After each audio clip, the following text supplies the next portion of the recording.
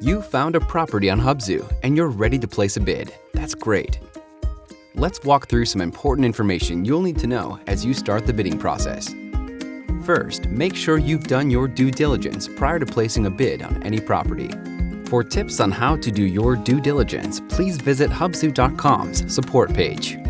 Once you're ready to bid, simply select the amount that you'd like to bid and click Place Bid.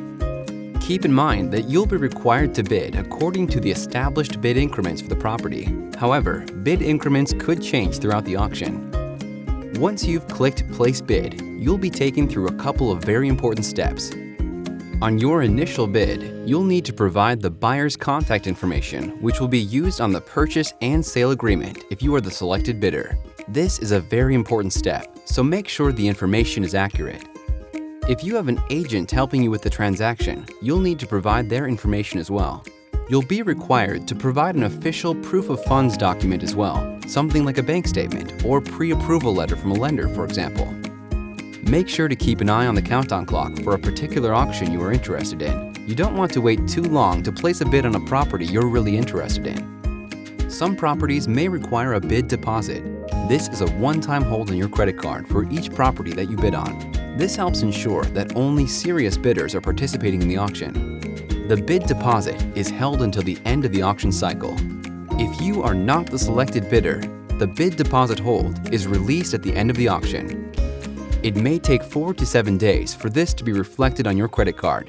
If you are the selected bidder, the bid deposit hold will remain in place until you submit your purchase and sale agreement and your earnest money deposit.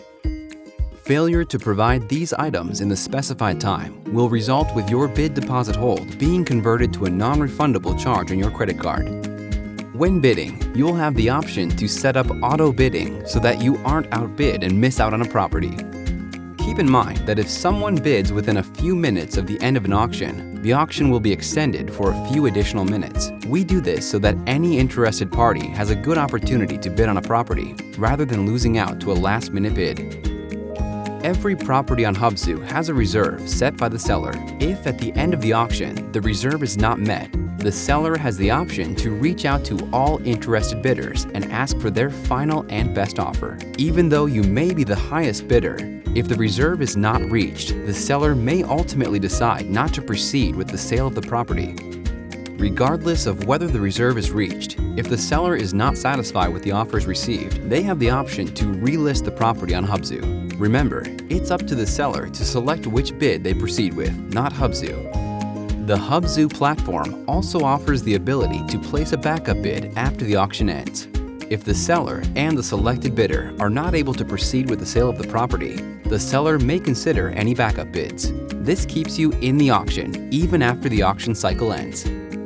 That's it. Ready to start bidding? Head over to Hubzu.com and get in on the auction.